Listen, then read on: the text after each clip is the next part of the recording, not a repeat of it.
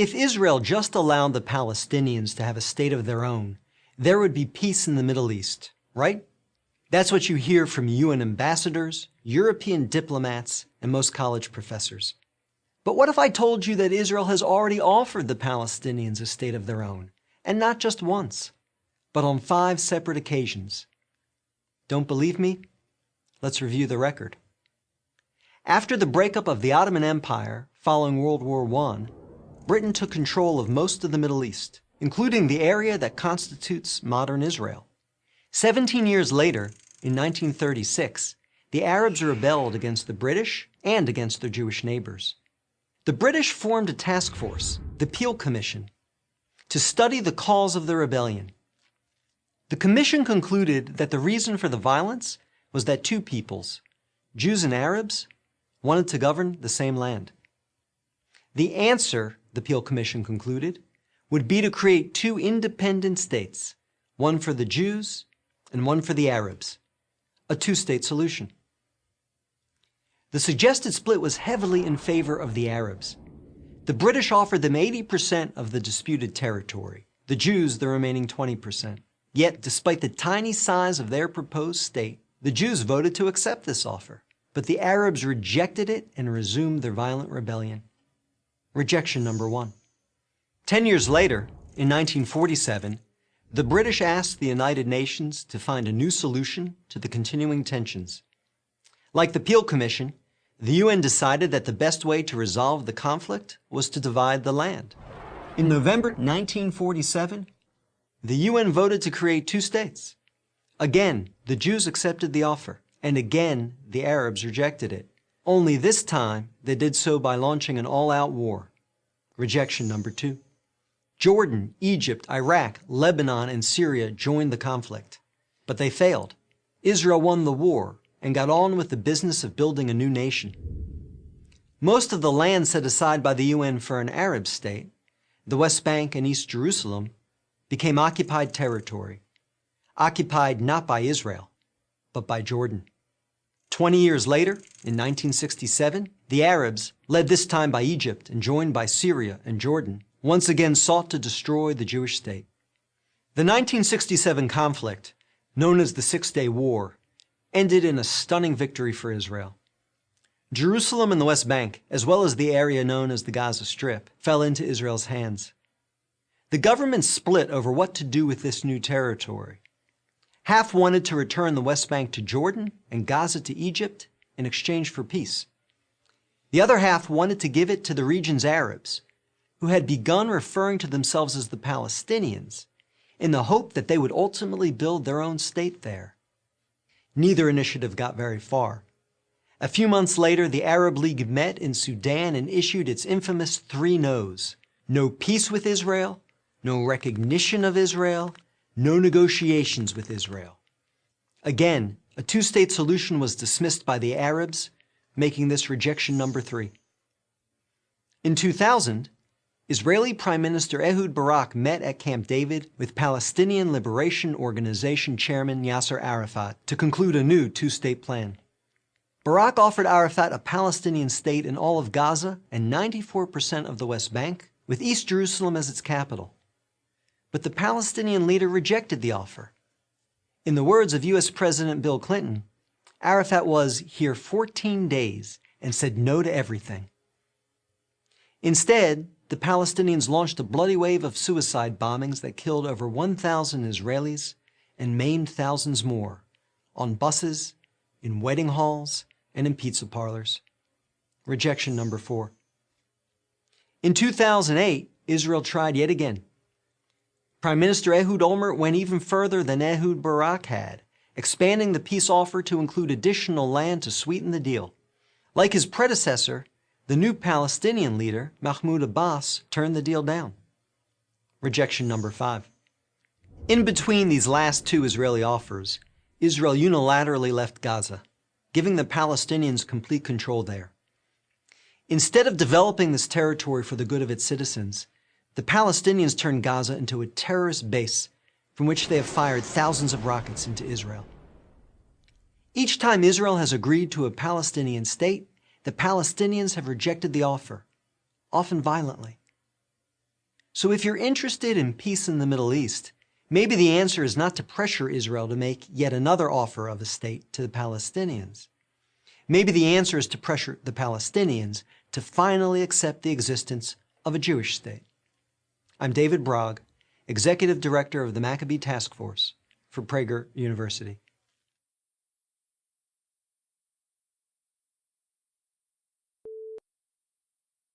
We hear a lot about large companies in the news, but small business is the engine of the U.S. economy.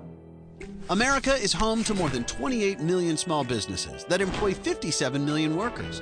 And when you add owners and employees together, that's a community of roughly 85 million hardworking Americans dependent on the success of small business, most of the private sector workforce.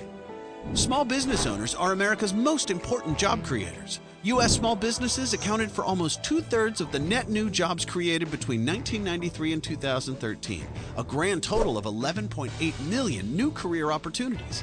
In 2012, small businesses created more than 2.1 million net new jobs. Small businesses are the country's main job creators because they're often growing and looking for new markets to expand. To do so, they need additional employees along the way.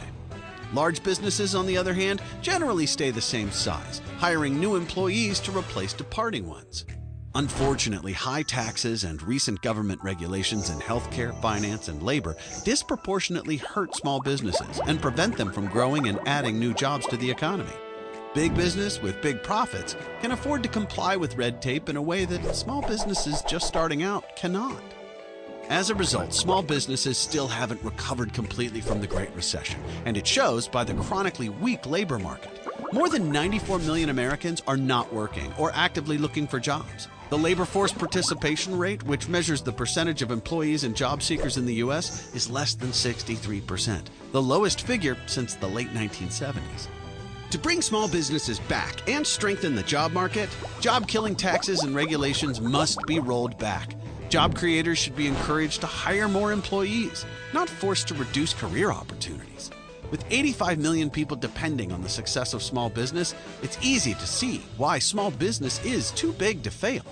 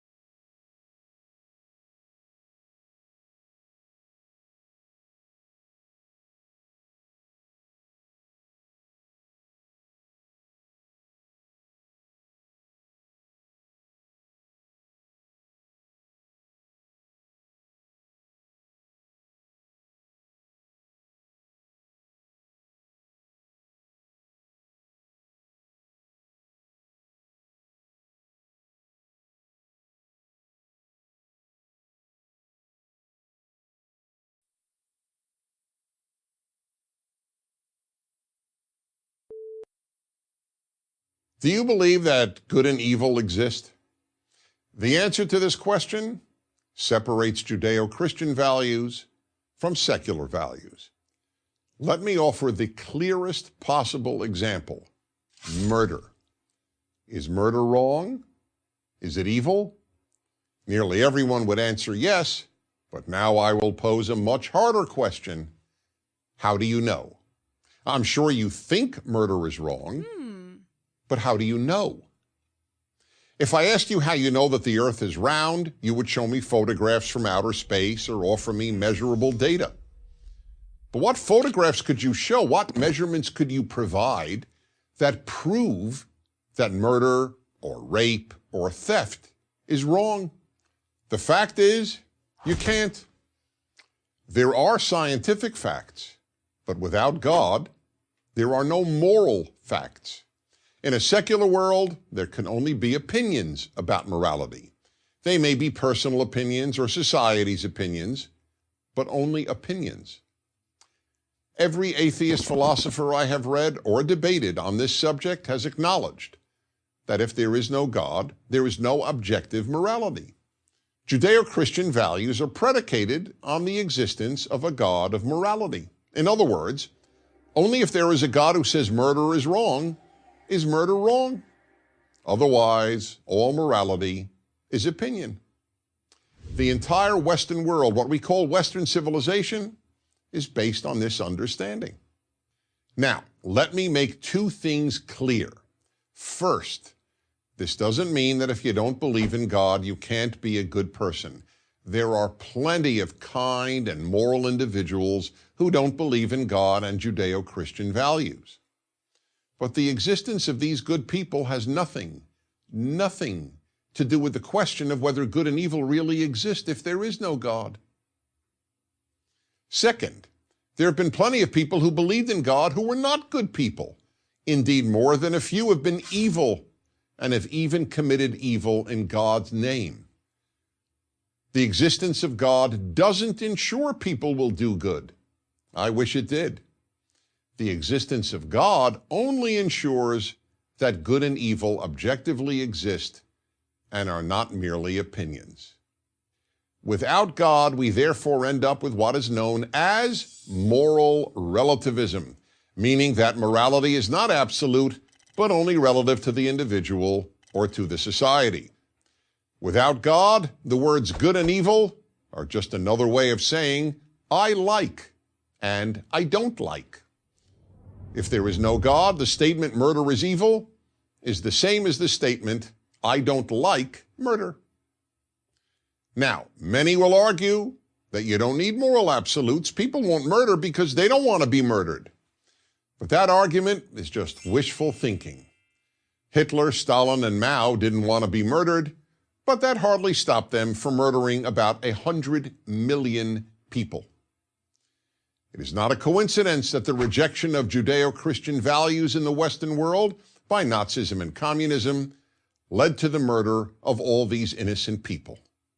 It is also not a coincidence that the first societies in the world to abolish slavery, an institution that existed in every known society in human history, were Western societies rooted in Judeo-Christian values. And so were the first societies to affirm universal human rights, to emancipate women, and to proclaim the value of liberty. Today, the rejection of Judeo-Christian values and moral absolutes has led to a world of moral confusion. In the New York Times in March 2015, a professor of philosophy confirmed this. He wrote, "What would you say if you found out that our public schools were teaching children that it is not true that it's wrong to kill people for fun? Would you be surprised? I was." The professor then added, "The overwhelming majority of college freshmen view moral claims as mere opinions." So then, whatever you believe about God or religion, here is a fact. Without a God who is the source of morality, morality is just a matter of opinion. So, if you want a good world, the death of Judeo-Christian values should frighten you. I'm Dennis Prager.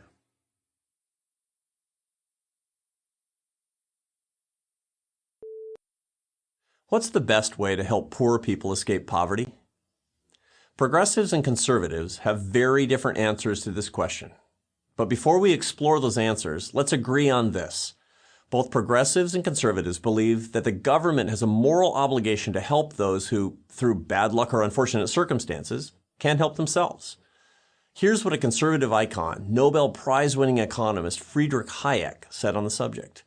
"There is no reason why, in a society that has reached the general level of wealth ours has attained, the first kind of security should not be guaranteed to all. Some minimum of food, shelter, and clothing, sufficient to preserve health and the capacity to work. Whatever the media might tell you, there isn't a conservative out there who would not agree with Hayek's statement. As I've documented in my book, Who Really Cares?, when it comes to philanthropy and charitable giving, conservatives actually outgive progressives by a lot. Where the two sides disagree is on the role the government plays, not in protecting the poor from poverty, but in lifting them out of it. Here's a disturbing piece of data. On balance, since President Lyndon Johnson's War on Poverty programs came fully online in 1966, the poverty rate in America has hardly budged. That rate, as computed by the United States government, was 14.7% in 1966. And today, it's 13.5%. The rate has fluctuated a few points up and down over the decades. The net result is just 1 percentage point of progress. And this is after the government has spent over $20 trillion on poverty relief programs. $20 trillion, the current size of the U.S. debt. And the needle has barely moved. Now, it's true that the official poverty rate doesn't measure consumption. Certainly, poor people today have many more things than poor people did in 1970.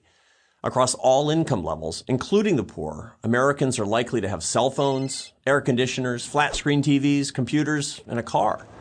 And life expectancy has lengthened considerably thanks to overall improvements in healthcare. But it demeans poor people to say that this material progress makes poverty less of a problem.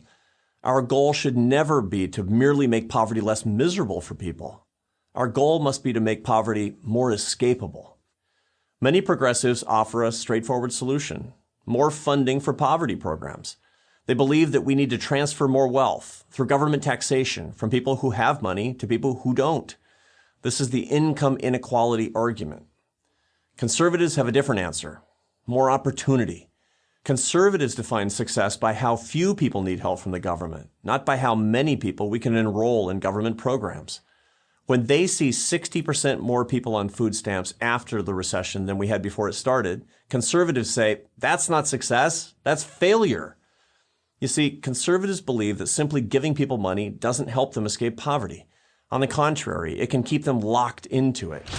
Getting things without working for them is a very hard habit to break. So much so that it can become a way of life. According to my research, earning your way out of poverty is much more empowering and enduring than being supported by a variety of government programs which do little more than maintain people in their poverty. This doesn't mean the government doesn't have a role to play. Indeed, wherever possible, the government and private charities should require people to work in exchange for social assistance. When we do this, we help people in two ways. First, through welfare, we're helping them meet their immediate material needs. And second, through work, we're helping them earn their own success, the key to a fulfilling and dignified life.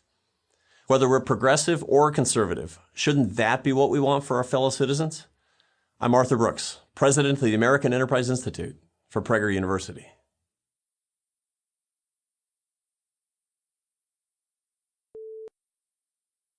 If for the same work women only make 77 cents for every dollar a man makes, why don't businesses hire only women? Wages are the biggest expense for most businesses, so hiring only women would reduce costs by nearly a quarter, and that would go right to the bottom line. Don't businesses want to be profitable? Or are they really just bad at math? Well, actually, it's the feminists, celebrities, and politicians spreading this wage gap myth who have the math problem. Here's why. The 77 cents on the dollar statistic is calculated by dividing the median earnings of all women working full-time by the median earnings of all men working full-time. In other words, if the average income of all men is, say, $40,000 a year, and the average annual income of all women is, say, $30,800, that would mean that women earn 77 cents for every dollar a man earns. 30,800 divided by 40,000 equals 0.77. But these calculations don't reveal a gender wage injustice because they don't take into account occupation, position, education, or hours worked per week. Even a study by the American Association of University Women, a feminist organization, shows that the actual wage gap shrinks to only 6.6 cents when you factor in different choices men and women make. And the key word here is choice. The small wage gap that does exist has nothing to do with paying women less, let alone with sexism. It has to do with differences in individual career choices that men and women make. In 2009, the U.S. Department of Labor released a paper that examined more than 50 peer-reviewed studies and concluded that the oft-cited 23-cent wage gap may be almost entirely the result of individual choices being made by both male and female workers. Well, let's look at some of those choices. Georgetown University compiled a list of the 5 best-paying college majors and the percentage of men and women majoring in those fields. Number 1 best-paying major, petroleum engineering, 87% male. Number 2, pharmaceutical sciences, 48% male. 3, mathematics and computer science, 67% male. 4, aerospace engineering, 88% male. 5, chemical engineering, 72% male. Notice that women outrepresent men in only one of the 5 top-paying majors by only a few percentage points. Now consider the same study's list of the 5 worst-paying college majors. Number 1, counseling and psychology, 74% female. 2, early childhood education, 97% female. 3, theology and religious vocations, 66% male. 4, human services and community organization, 81% female. And 5, social work, 88% female. Here, it's the women who lead in all but one category. Even within the same profession, men and women make different career choices that impact how much money they make. Take nursing, where male nurses, on the whole, earn 18% more than female nurses. The reason? Male nurses gravitate to the best-paying nursing specialties, they work longer hours, and disproportionately find jobs in cities with the highest compensation. Now here's how one expert on nursing compensation, Professor Linda Aiken of the University of Pennsylvania, sums up the data. Career choices and educational differences explain most, if not all, the gender gap in nursing. The Department of Labor paper concluded that once these differences are accounted for across all professions, the unexplained wage gap is somewhere between 4.8 and 7%, almost identical to the 6.6 percentage gap found by the AAUW. But why is there any gap at all? No one knows for sure, as both the AAUW and the Labor Department concede. There are so many variables that drive wages that no single study can cover them all. Few wage gap studies control for variables such as dangerous work environment. Men are vastly overrepresented, for example, on oil rigs. And here's another variable. Men are more willing and able to work long hours without advance notice. According to Harvard economist Claudia Golden, even if 2 lawyers have the same education, same specialty, and work the same number of hours, firms pay more to someone who is willing to always be on call and ready to be in the office when the firm needs them, as opposed to wanting a more regular schedule. This isn't sexism. It's just common sense. With more realistic categories and definitions, whatever wage gap remains would certainly narrow to the point of vanishing. So it seems that business leaders aren't bad at math simply because they don't only hire women. Those who claim that for the same work women earn 77 cents on the dollar compared to men, on the other hand, are not merely bad at math, but at telling the truth. I'm Christina Hoff Sommers of the American Enterprise Institute for Prager University.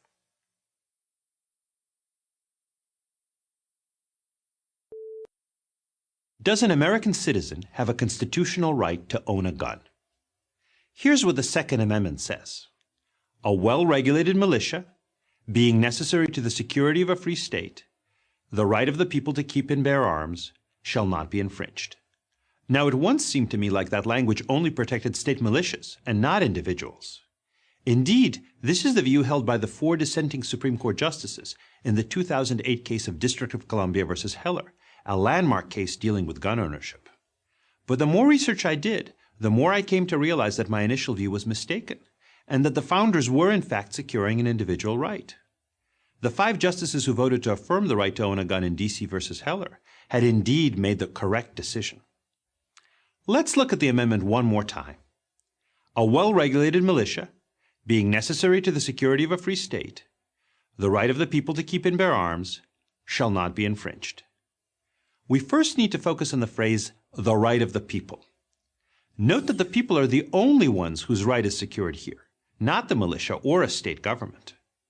This phrase, the right of the people, comes up a few times in the Constitution.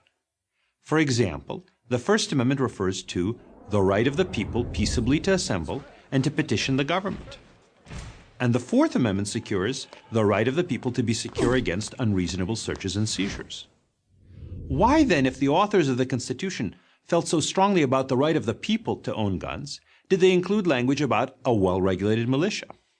These opening words of the amendment might be called a justification clause. Such clauses are used to help explain why a right is being secured. But it's the operative clause that explains what right is being secured. In this case, the right of the people to keep and bear arms. And what was the word militia understood to mean at the time? Well, the Militia Act of 1792 defined militia to mean all white males 18 to 45. Today, of course, militia would include women and people of all races, but it was clearly not a reference to a small National Guard type group. And what about the part of the amendment that says a militia is necessary to the security of a free state? What the opponents of personal gun ownership ask, does a personal right of gun ownership have to do with that? Again, historical context is key. In the 1790s, the phrase free state wasn't used to mean an individual state like New York or Rhode Island. Rather, it meant what we'd call today a free country, a nation free of despotism. A free state is what the framers wanted America to be. They saw an armed citizenry as in part a hedge against tyranny. Citizens who own weapons can protect themselves, prevent tyrants from seizing power, and protect the nation from foreign enemies. This does not mean, though, that this right is unlimited. Free speech, for example, has long been subject to some narrow and reasonable regulations. But severe restrictions on owning a gun, like severe restrictions on free speech, would violate the Second Amendment as the founders understood it. Maybe you think this understanding of the Second Amendment is outdated today, that the Constitution needs to change as public attitudes change. The founders included a provision for doing just that. If the public attitude really has changed, the Constitution can be amended to reflect that change.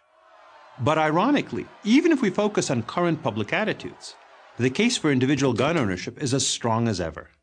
Polls consistently show that over 2/3 of Americans believe that the Second Amendment secures the right of citizens to own a gun. And Congress and state governments have repeatedly reaffirmed this view, including in recent decades. So, does the Second Amendment secure an individual right to bear arms? It did when it was written, it has throughout American history, and it does today. I'm Eugene Volokh, professor of law at UCLA for Prager University.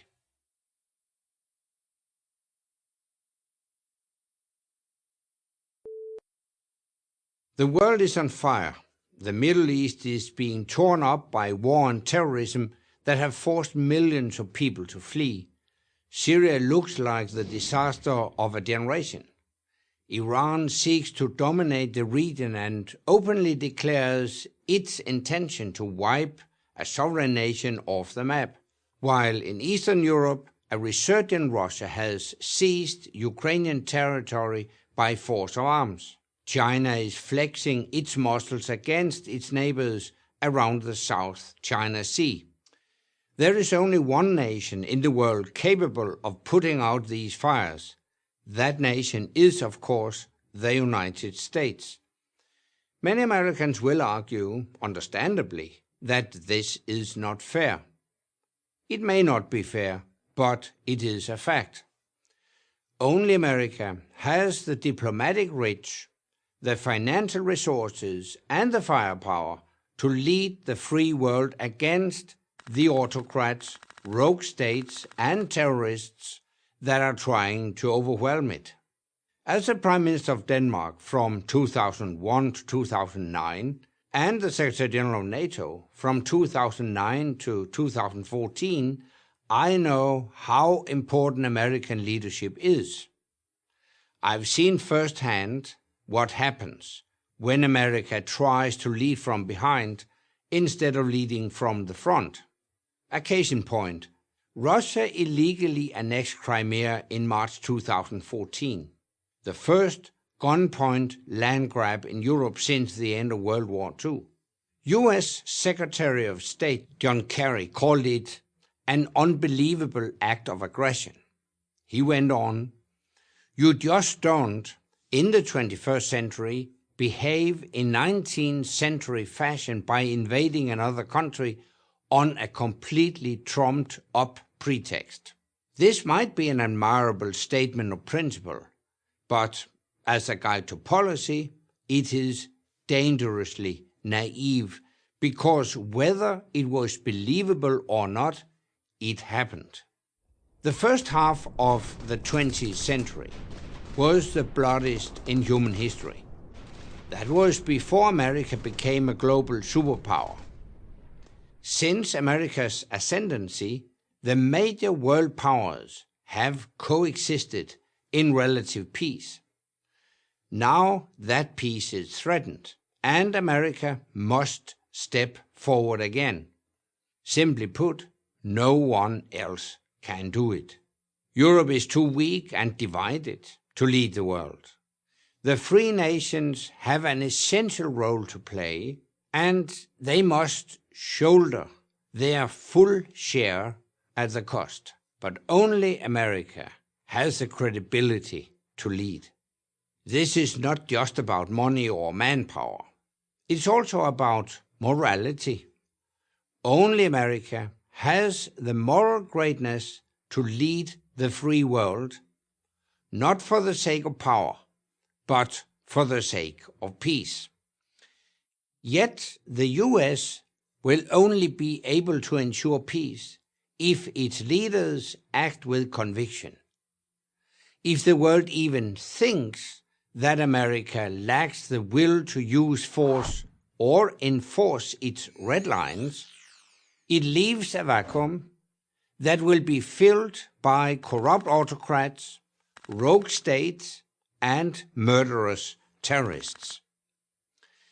As tempting as retreat might be, it won't make America and the other freedom-loving countries safer or more prosperous. History shows us the bad guys don't stay in their own neighborhoods. We only need to look at Pearl Harbor or 9/11 to be reminded that the safety of Americans is deeply connected to the rest of the world. And the stability that has permitted the vast and worldwide economic expansion since World War II, an expansion that has lifted billions of people out of poverty, could not have happened if America had not guaranteed it. But freedom, stability, and prosperity don't come for free. And they are not the norm, they are the exception. An American retreat will unleash a new plague of dictators and oppressors who seek to undo all the good America has done to secure peace and prosperity around the world for decades. And that could lead to a fire no one will be able to put out. I'm Anders Fogh Rasmussen for Prager University.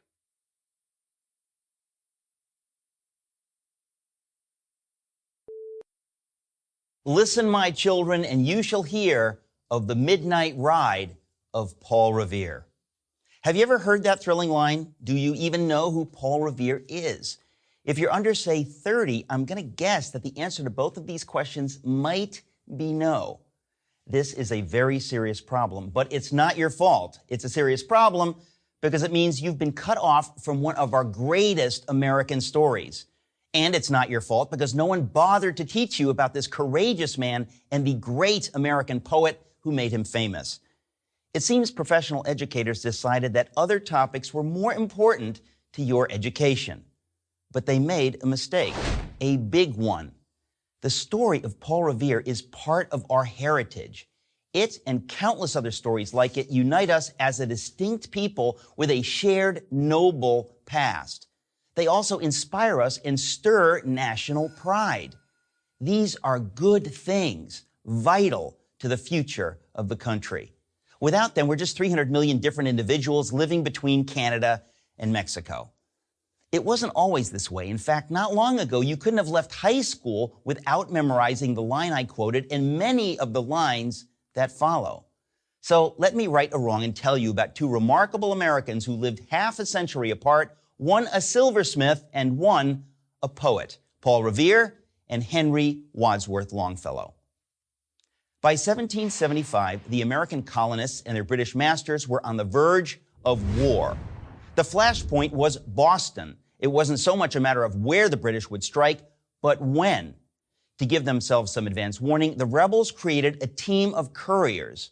One of them was a successful 40-year-old silversmith and engraver named Paul Revere. On the night of April 18th, 2 lanterns were lit in the tallest structure in the city, the Old North Church. This was the signal that the fateful moment had arrived. The British were coming. Revere rode out into the darkness to warn his compatriots to prepare for a fight. That fight came the next day in Lexington. The War of American Independence had begun. But in the decades following, history mostly forgot Paul Revere. After serving in the war, he had an extraordinary career as an early industrialist, building a significant business that survives to this day as Revere Copper. But when he died in 1818, his obituary made no mention of his daring ride. The only reason we still know of him is because of another crisis in American history, the Civil War. Henry Wadsworth Longfellow had been an ardent opponent of slavery, an abolitionist, from the time he was a young man. By 1860, he was America's most famous poet. An epic struggle was coming, one that would again determine the future of the nation. He anxiously wondered whether the people of the northern states would be up to the challenge that lay ahead. What might he do to inspire them? Longfellow remembered a story he'd read many years before about Revere's ride. He recreated it with consummate skill. As you read his glorious poem, you can almost hear the thundering hooves of the silversmith's horse. Published in a new magazine called The Atlantic Monthly in January 1861, his brilliant ballad was an immediate success. School children began memorizing and reciting it at annual Independence Day celebrations. In 1883, a 22-year-old sculptor, Cyrus Dallin, was commissioned to create a Paul Revere statue to stand in the plaza across from the Old North Church. It is still one of the most popular tourist sites in Boston. What is Longfellow's poem asking of us who hear it today? It is doing what all great art does. It calls us to think of ourselves as part of something larger, as part of something noble, beautiful, good, and true. The men like Paul Revere who fought in the American Revolution were not merely fighting for themselves and for their families, but for something far beyond that, for a new kind of nation. The men who fought to free the slaves in the Civil War renewed that promise. If we forget these brave men, we forget what they stood for, and therefore we will forget what America means. And just like an individual who's lost his memory no longer knows who he is, a nation or a people that loses its memory no longer knows who they are. Longfellow's poem reminds us. So go read Paul Revere's Ride by Henry Wadsworth Longfellow. I promise you'll be glad you did. It begins like this. Listen, my children, and you shall hear of the midnight ride of Paul Revere. I'm Eric Metaxas, author of If You Can Keep It, The Forgotten Promise of American Liberty for Prager University.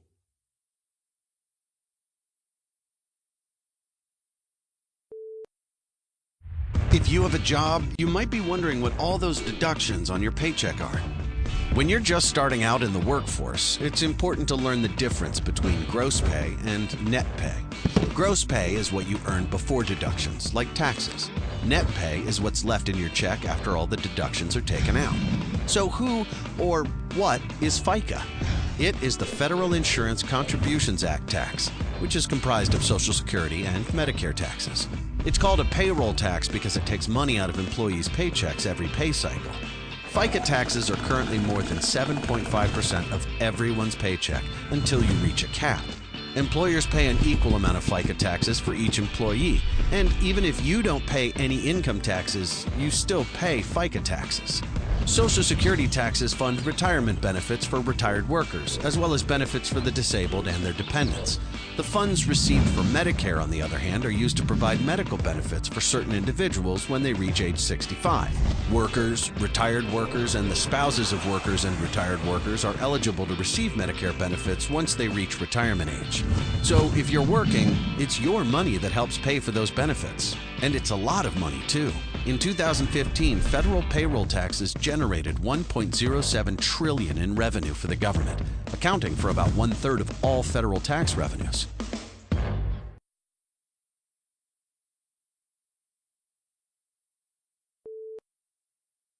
Do you ever look at the lives of people around you and say, man, I wish that was me? You know you do. Everybody does. But I bet you never compared yourself to me. Haven't heard of me? I do have my own TV show, In the Middle of the Night. When I started, I wanted to be as big as Jerry Seinfeld. I'm not. And yet, I'm a pretty happy guy. Here's why. I stopped comparing myself to other people. Seriously, that's the whole trick. Here's what I mean. If my happiness were based on being the biggest comedian in the business, I'd be mad at whoever was getting more Netflix specials than me. I have 0. If it were based on having the best TV ratings, I'd be mad at Jimmy Fallon. He beats me every night. And if it were based on being rich, I'd be mad at a lot of people. And even if I were rich, really rich, like number 10 on the Forbes 400 rich, I'd be mad that there were 9 other people richer than me. It never ends. Comparing yourself to others creates a totally unrealistic measure for what constitutes success. And I know, because the entertainment business is all about unrealistic expectations. All through my career, I'd meet with satisfied customers after my shows, and they'd say, hey, you're good. Maybe someday you'll be successful like Jerry Seinfeld. He's the measure of success? The top guy? When someone tells you they're a doctor, you don't say, well, maybe someday you'll cure a disease and save millions of lives, just like Jonas Salk did for polio. Or a lawyer. Oh, wow, so what's your ultimate goal? The Supreme Court? Do you see how crazy that sounds? Professional success is about making a living, pursuing excellence, and finding meaning in what you do. When I first started doing stand-up, I was a nobody. It took more than a decade playing in front of tuned-out crowds before it started paying the bills. 10 years is a lot of time to tell jokes for no money to people who aren't laughing. In those days, I spent a lot of time thinking about the comedians I admired, the guys at the top. I wanted those big sold-out houses I wasn't playing, the big paydays I wasn't making, the TV specials I wasn't doing. And not just their success, their talent. I'd look at comics like George Carlin, Robin Williams, and Louis C.K. They were all able to turn their dark, personal struggles into brilliant comedy. I envy their talent, but I wouldn't want the dark personal struggles that went along with it. If you don't factor in everything about whoever you're comparing yourself to, you're playing a sort of mix and match game that doesn't exist in the real world. Here's one of life's little truths. Everyone is a package deal. You can't view one element of someone else's life in isolation. That's cheating. You can't say, I want Louis C.K.'s money and fame, Jay Leno's car collection, and Tom Shalhoub's wife and kids. That person doesn't exist. If he did, he'd be pretty cool. I would definitely want to hang with him. Everyone has pain in their lives. Think of anybody who you know really well. You know the awful stuff they've had to deal with, the demons they battle. How many dead rock stars, movie stars, and yes, comedians does it take to convince us all that everyone's life is hard? Face it, you really don't want someone else's life. You want your own life, only better. But that's the thing. You can make your life better by not doing something. Comparing yourself to other people. Back when I was a nobody, I wanted to sell out the biggest venues and have a primetime TV show with millions of viewers. Now I sell out small venues, and I'm on in the middle of the night with 500,000 viewers. And I appreciate every one of them. I guess when I compare myself now to myself then, I'm doing okay. You should try it. I'm Tom Shalhoub for Prager University.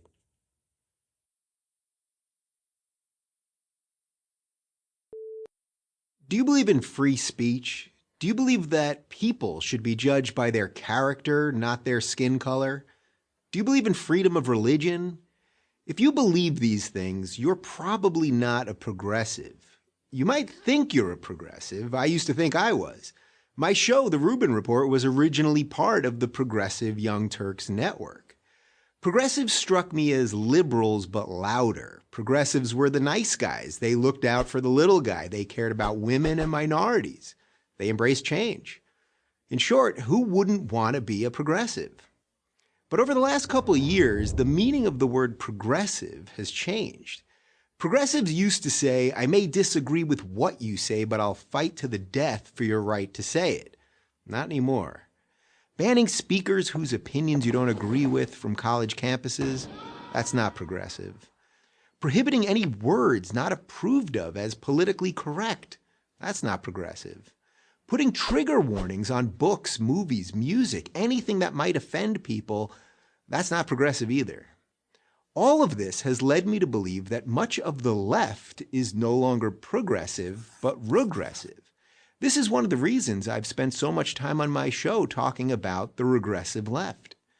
This regressive ideology doesn't judge people as individuals, but as a collective. If you're black or female or Muslim or Hispanic or member of any other minority group, you're judged differently than the most evil of all things, a white Christian male. The regressive left ranks minority groups in a pecking order to compete in a kind of oppression Olympics. Gold medal goes to the most offended.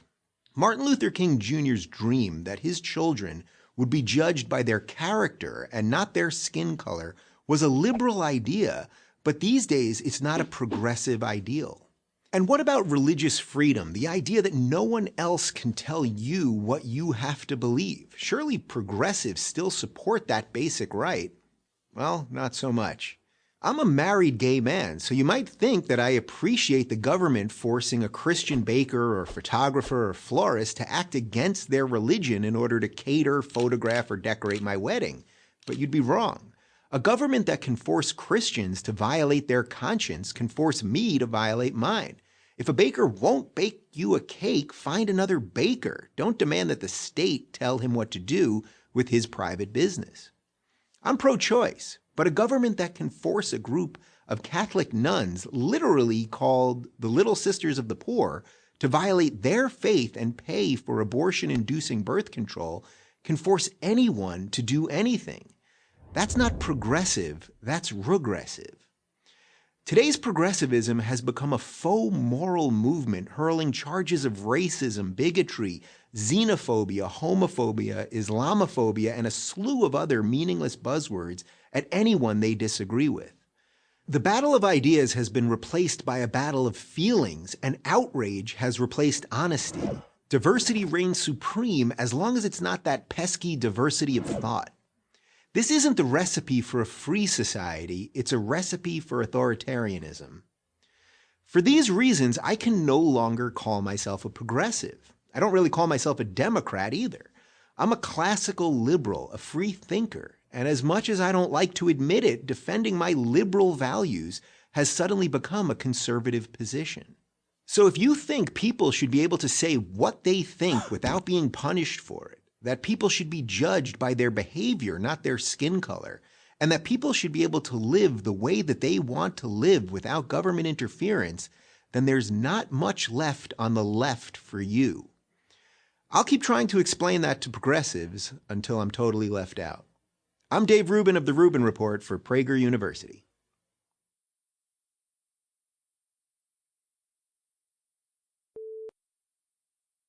In the judo competition of the 2016 Olympics in Brazil, an Israeli heavyweight judo fighter named Or Sasson defeated his Egyptian opponent, Islam El-Shahabi, in a first-round match.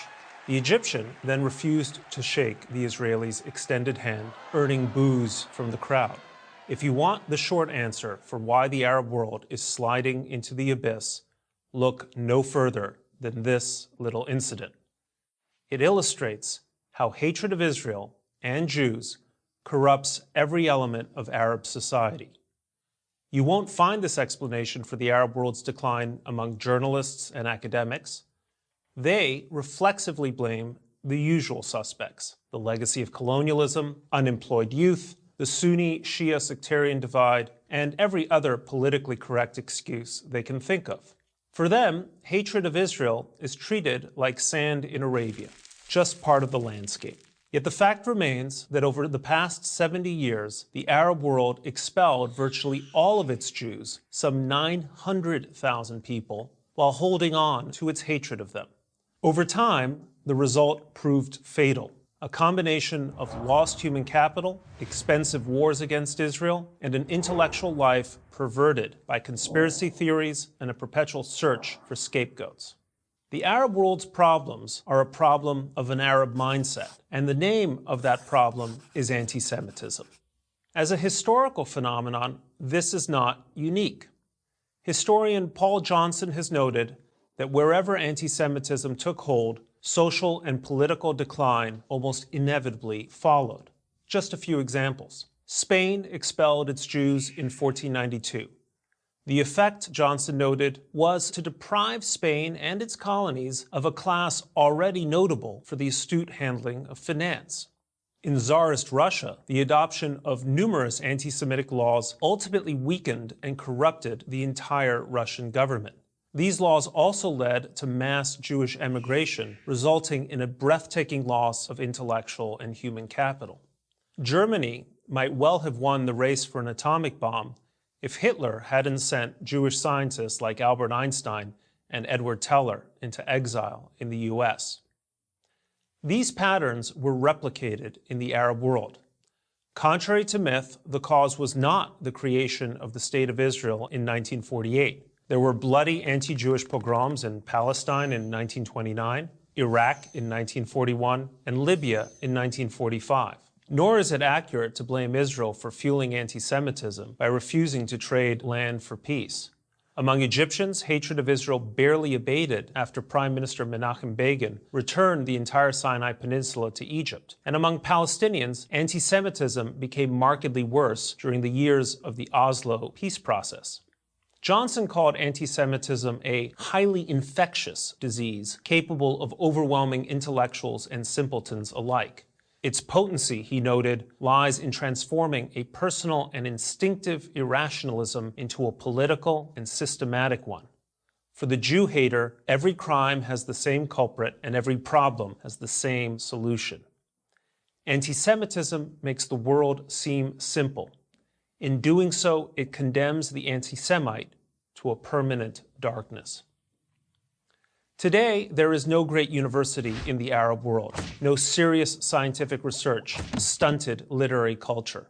In 2015, the U.S. Patent Office reported 3,804 patents from Israel as compared with 30 from Egypt, the largest Arab country.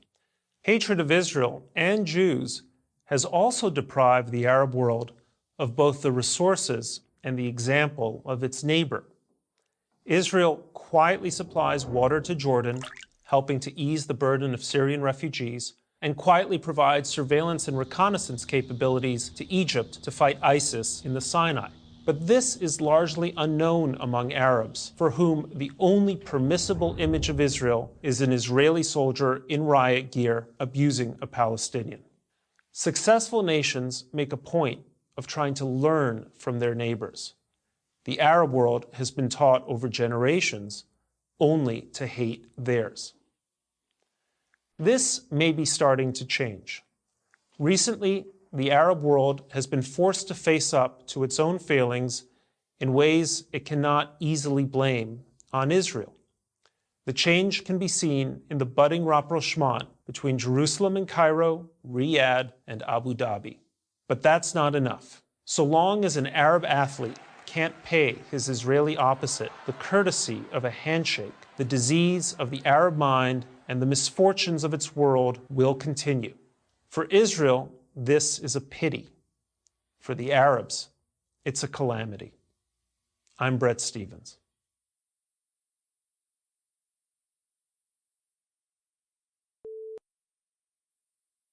What if schools had to compete for students in the same way that businesses have to compete for customers?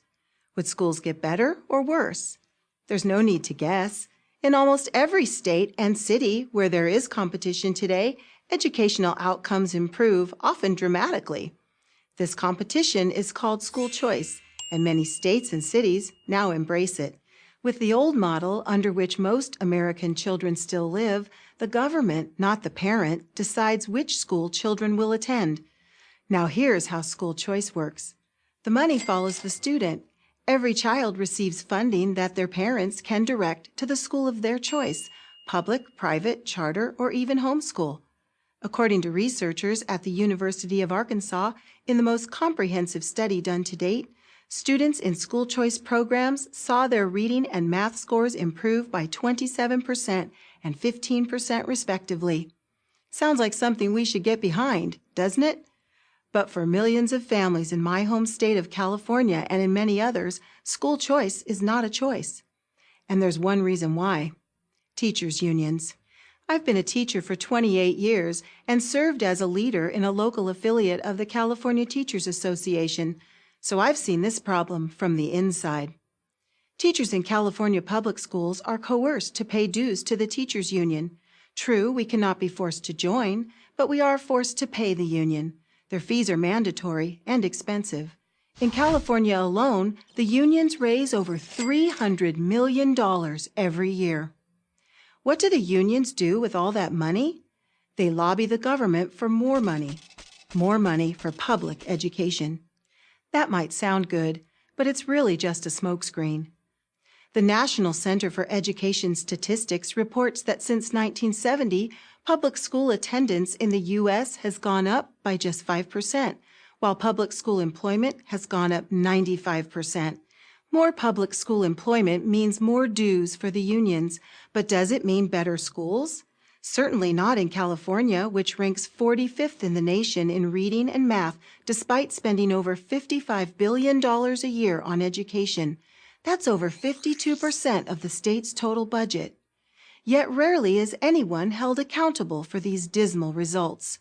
I've personally seen excellent new teachers lose their jobs while incompetent and even abusive veteran teachers keep theirs because of the union's infamous last-in, first-out, layoff, and tenure rules. For these reasons and more, parents almost always prefer school choice when allowed to choose. This is obviously true for wealthy parents who can afford to send their children to any school they want, but it's equally true for middle-class and poor parents when they have a choice. And here's the real giveaway. Public school teachers are less likely to send their children to public schools when given the choice. Why are most school choice options better? Because teachers at these schools are free from the union's stifling work rules. In short, they're free to teach. And the administrators at these schools are also free to reward good teachers and fire bad ones. The teachers' unions don't like school choice because it means less money and less power for them. That's why they'll say anything, do anything, and spend any amount to stop it, whether in the halls of the legislature, on the campaign trail backing pro-union candidates, or on TV with sweet-sounding commercials. During my public school teaching career, I have worked alongside many other teachers to reform the unions from within. Only when we realized that this wasn't possible did we take our case to a higher power, literally, all the way to the United States Supreme Court. The argument behind our lawsuit, Friedrichs versus California Teachers Association, was simple. Teachers should be able to decide for themselves, without fear or coercion, whether or not to fund or join a union. Unfortunately, in a split 4-4 decision, we lost. But I haven't lost hope, because the unions and the politicians do not ultimately have the power. We do. If you believe, like me and millions of others, that parents, not the government, should decide where their children go to school and that competition will make all schools better, then join the school choice movement. We can have good schools for all our children. We just have to make the choice. For choice. I'm Rebecca Friedrichs, mother and California public school teacher for Prager University. Are you ready to join the school choice movement? Take the pledge now. schoolchoicenow.com.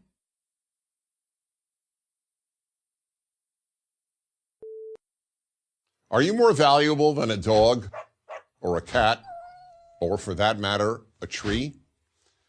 One of the biggest differences between Judeo-Christian values and secular values concerns this very issue, the worth of the human being. According to the Judeo-Christian value system, human beings are infinitely valuable. On the other hand, secular humanism devalues the worth of humans. As ironic as it may sound, the God-based Judeo-Christian value system renders humans infinitely more valuable than any humanistic value system. The reason is simple.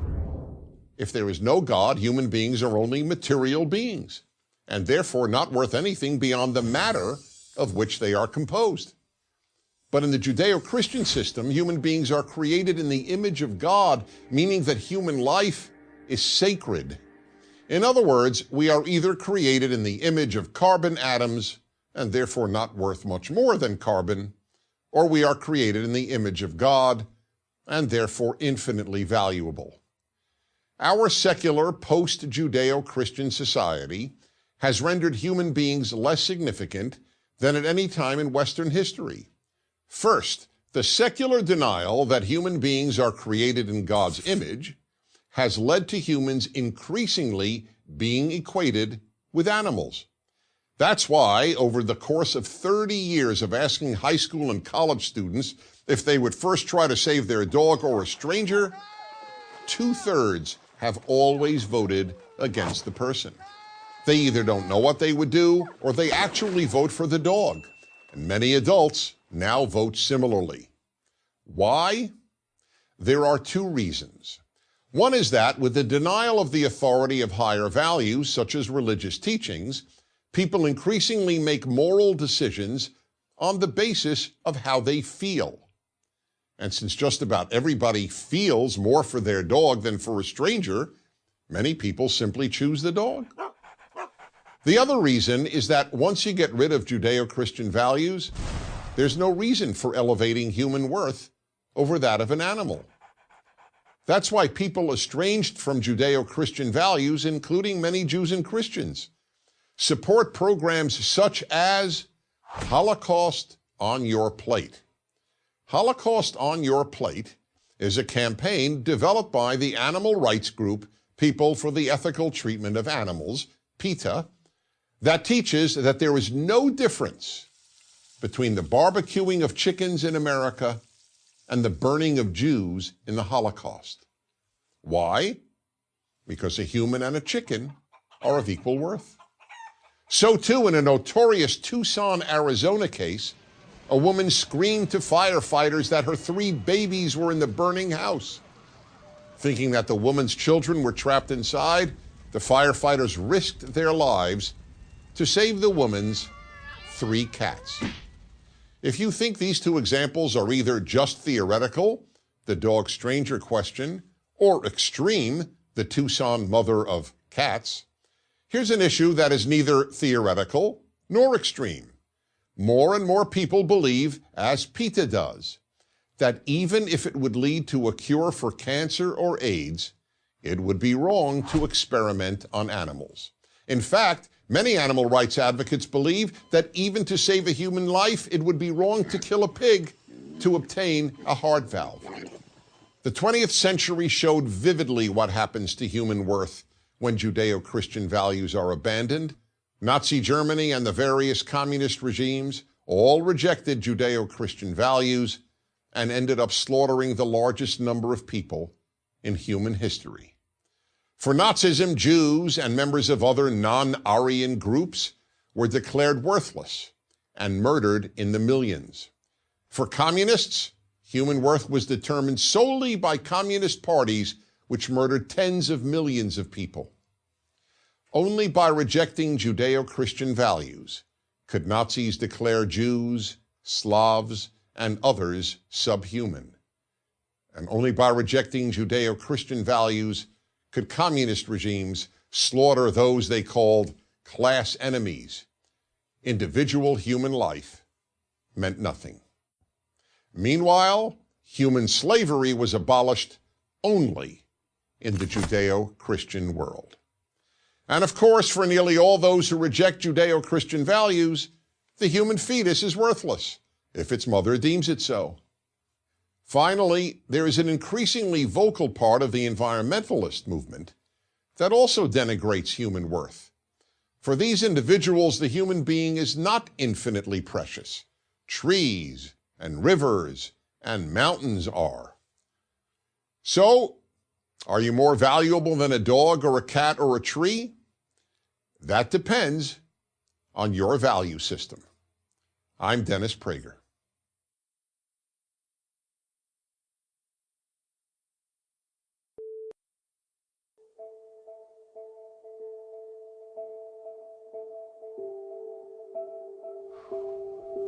Right now, there's a conversation happening online. And if you're watching closely, it might feel pretty one-sided. Conservatives are being painted to be something we're not. Ignorant, bigoted, even racist. Our ideas, our values, they're not being communicated clearly. Or worse, sometimes they're not being communicated at all. But there's an opportunity now to change the tide. And we can see that it's working. PragerU is building a counterculture with an impact on millions of people every day. Impact on people like Tom, who said, "PragerU helped give me more confidence to articulate my views and stand for what I believe in." Or Jennifer, who said, "We show PragerU videos to our kids before they go to school so that they are better prepared to defend our values." Plus thousands of educators who are using our videos, like Andrew, a university professor who said, "I've shown the videos to my undergrad students at UC Berkeley. After 2 or 3 videos, they are hooked." But it's not just about helping conservatives. It's helping expose ideas to those who have never heard them before. And it's changing minds. Minds like Victor's, who said, "I was an undeclared moderate for 10 years. Now I'm a constitutional conservative because of what I learned from PragerU." It's even having an impact on the way people think about voting. For people like Diana, who said, "I was considering either not voting or voting for a third-party candidate.